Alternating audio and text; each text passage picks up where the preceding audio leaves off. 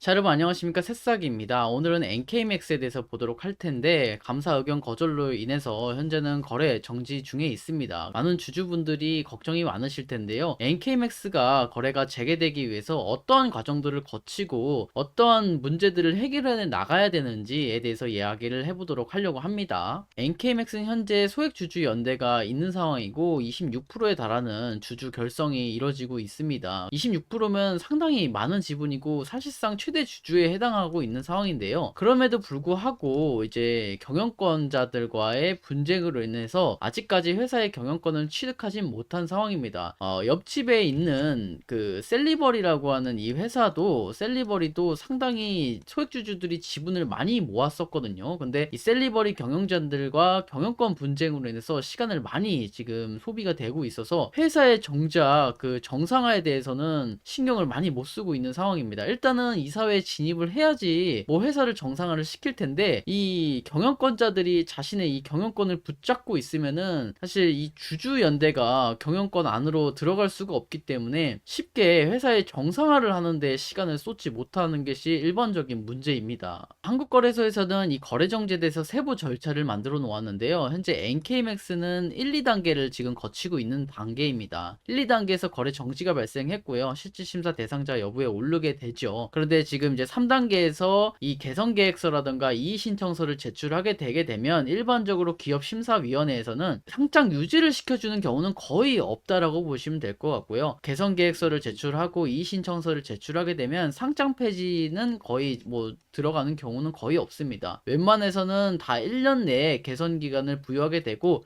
1년이 통상적으로 개선 기간을 부여하게 되는 기간이게 되기 때문에 1년 동안은 일단은 거래 정지는 거의 확정이라고 보시면 될 것 같습니다. 1년 뒤에는 어떤 일들이 벌어지게 되냐면 1년 뒤에는 이제 기업이 NK맥스가 개선 계획이라든가 이행 내역서, 자세히 말하게 되면 내가 개선을 하겠다라고 했던 계획이라든가 거기에 따른 이행을 얼마나 했는지, 그리고 거기에 따라서 결과가 어떻게 됐는지 그런 것들을 제출하게 됩니다. 그러면 기업심사위원회에서는 그 내용들을 토대로 상장 폐지에 대한 여부를 결정하게 되는데요. 1년 동안에는 이제 개선 기간을 부여받는 동안에는 회생을 거친다거나 재감사를 한다거나 등으로 기업심사위원회가 원하는 방향으로 이 문제를 해결할 수 있도록 노력을 해야 되는 것인데요. 만약 기업심사위원회가 상장 유지를 하게 된다고 하면 1년 뒤에 상장 유지가 될 것이고요. 만약에 폐지가 된다고 하면 끝나는 것은 아닙니다. 상장 폐지가 이어진다고 하면 끝나는 것은 아니고요. 또 8단계로 넘어가서 이번엔 코스닥 시장위원회로 넘어가게 되는데요. 이때 다시 한 번 더 심의 의결을 하게 되고요. 또 개선 기간을 부여해 줄 수도 있고요. 폐지를 결정할 수도 있습니다. 그렇게 될 경우에는 또 한 번의 개선 기간을 부여하기 때문에 그냥 1년이 더 가게 되면은 뭐 2년까지도 추가적으로 더 갈 수도 있고요. 또 3년까지도 갈 수도 있습니다. 앞으로의 일정들은 이렇게 진행이 된다라고 보시면 될 것 같은데, 다시 한번 돌아가서 여기 보시면 이제 1년 동안 개선 기간을 부여를 받을 거예요. 대부분의 기업이 다 받고 있고, 그렇기 때문에 1년 동안 개선 기간을 부여를 받게 되면 방금 제가 말씀드렸듯이 재감사와 회생에 대한 얘기를 꺼내지 않을 수가 없습니다. 그래서 오늘 이 얘기를 해보도록 하려고 합니다. 보통 이제 회사가 다시 거래가 재개되기 위해서는 재감사를 받는다거나 회생을 받는다거나 둘 중에 하나를 선택해서 가는 경우도 있고요. 두 개 다 모두 가야 되는 경우도 있습니다. 그래서 NK맥스가 지금 현재 의견 거절을 받은 사유가 계속 기업에 대한 불확실성으로 인해서 의견 거절을 받은 것이 가장 크기 때문에 일단은 회생을 먼저 밟아야 되는 가능성이 높다라고 생각을 하고 있습니다. 회생을 밟고 나서 추후에 재감사까지 받아낸다고 하면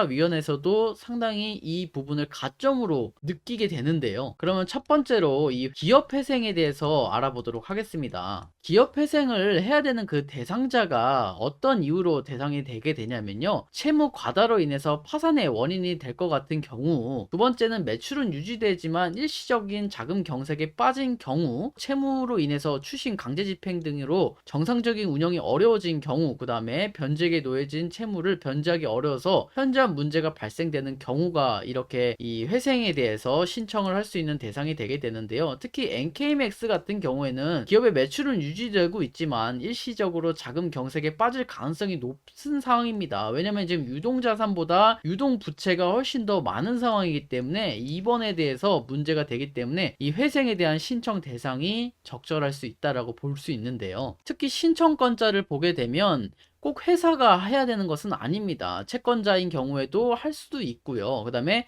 특히 주주가 할 수도 있습니다. 주주의 자본의 10분의 1에 해당하는 그 주식을 가진 주주가 신청할 수 있게 되는데요. 회생을 신청하게 되면 어떤 절차를 거치게 되냐면요. 서울회생법원에서 나온 이 실무진칙에 따르게 되면 이렇게 법인회생 같은 경우 이러한 절차를 거치게 되게 됩니다. 쉽게 말하게 되면 회생이 단순하게 부채를 탕감해주는 절차라고 생각을 하게 되는데요. 그렇지 않고요. 회생 절차에서 경영권자에 대한 문제라던가 아니면 회사 자체에 대한 구조에 대한 문제라던가 이렇게 투자 유치를 받기 위한 어려움이 있는 회사에서도 회생에서 M&A를 지원하게 됩니다. 이 과정에서 회사의 회생이라는 것은 단순히 빚만 아니라 다시 살아날 수 있도록 돕게 해주는 것인데 법원이 직접 중재에 나서서 이 회생을 진행하는 거기 때문에 효력이 더 강력할 뿐더러 개인 주주들과 이 경영권 분쟁을 하고 있는 이 경영권자들과의 싸움을 시간을 낭비하지 않고 법원이 직접 개입을 하게 되면서 법원을 통해서 이 문제들을 해결해 나가는 것인데요. 전문가들이라던가 법원에서 판사들 그리고 많은 이해관계자들이 다 법원에 출석하게 되기 때문에 쉽게 경영자들이 자기 멋대로 할 수 있는 게 없습니다. NK맥스의 재무구조를 개선해서 회생을 돕기도 하고 이로 인해서 필요한 M&A를 추가적으로 하게 되면서 최대주주 변경이라던가 경영권을 매각을 통해서 보다 이 회사의 경영권을 투명하게 만들어주고 주주가치를 제고할 수 있도록 이 법원에서 중재하여 주는 이 절차인데요.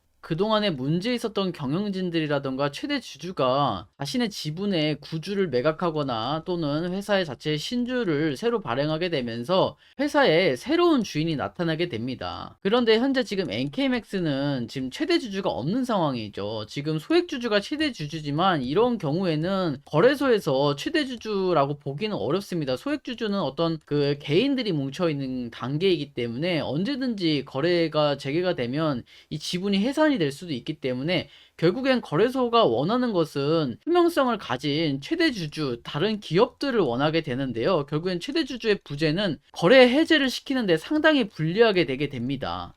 이 코스닥 기업심사위원회 회의록을 통해서 확인해 보게 되면 기업심사위원회가 어떨 때 거래 정지를 해제를 시켜주고 그리고 어떨 때 상장 폐지를 시켜주는구나에 대해서 기업심사위원회의 어떤 생각들을 추론해 볼 수 있는데요. 지금 보시는 게 이제 진화인 제약에 대한 상장 폐지 여부에 대한 그 의사 결정입니다. 지금 이제 NK맥스랑 비슷하게 기초기말 잔해계단 감사 범위 제한을 해소하기 위한 구체적인 계획이 있는지 없는지를 물어보고 있어요. 위원이.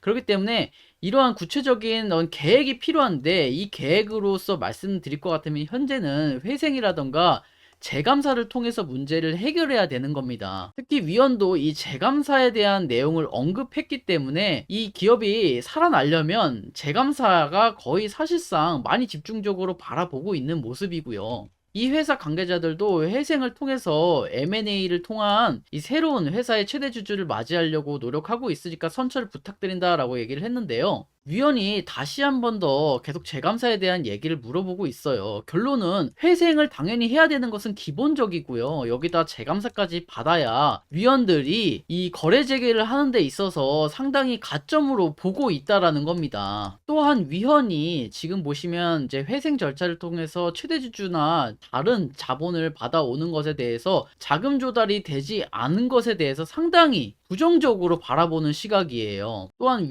위원장조차도 재감사 착수 시점은 언제쯤이냐 재감사에 상당히 집착하고 있는 모습을 보여주고 있는데요. 회생 절차가 진행 중이고 그 부분을 참작하여 달라는 주장인데 되게 부정적으로 바라보고 있어요. 그래서 위원장이 이제 위원들의 의견을 묻는데요. 결론은 말하게 되면은 위원들이 상장 폐지가 맞는 것으로 보인다라고 얘기를 하고 있어요. 재감사를 위한 노력이 사실상 없었고, 그쵸? 회생을 하더라도 지금 최대 주주나 새로운 M&A에 대해서 자금 조달이 되지 않고 있다라는 그런 과정 속에서 상장 폐지 의결을 해버리게 됩니다. 실제로 이 진화인 제약은 상장 폐지가 됐고요. 여러분들이 이 내용을 토대로 보게 되면 기업심사위원회에서 어떤 거를 중점적으로 보게 되는지 충분히 이해가 되실 거예요. 그래서 기업심사위원회에서 보통 어떤 거를 중점적으로 여러분들이 보고 있는지 이 다른 회사들을 통해서 확인을 하셨는데요. 다시 돌아와서 NK맥스가 지금 이 주주들과 경영자들끼리 지금 분쟁을 벌이면서 시간을 낭비하기에는 너무 아까운 시간입니다. 지금 주주가 오히려 회생 신청을 빠르게 할 수 있는 상황인 거거든요. 그래서 회생 신청을 통해서 법원이 이 경영자들과 주주들 간의 분쟁을 중재하고요. 빨리 회생을 할 수 있도록 이 절차를 밟아가는 것이 좋지 않을까 생각을 하게 됩니다. 주주들은 변호사를 선임을 하게 되면서 이 회생 절차를 밟아가는 것을 추천을 드리고요. 그 후에 이제 재감사를 통해서 빠르게 문제를 해결해 나가서 거래가 재개되기를 바라고 있습니다. 구독과 좋아요를 눌러주시면 앞으로 NK맥스에 대해서도 계속해서 추가적인 내용을 전달해 드리려고 하니까요. 구독, 좋아요도 부탁드리도록 하겠습니다.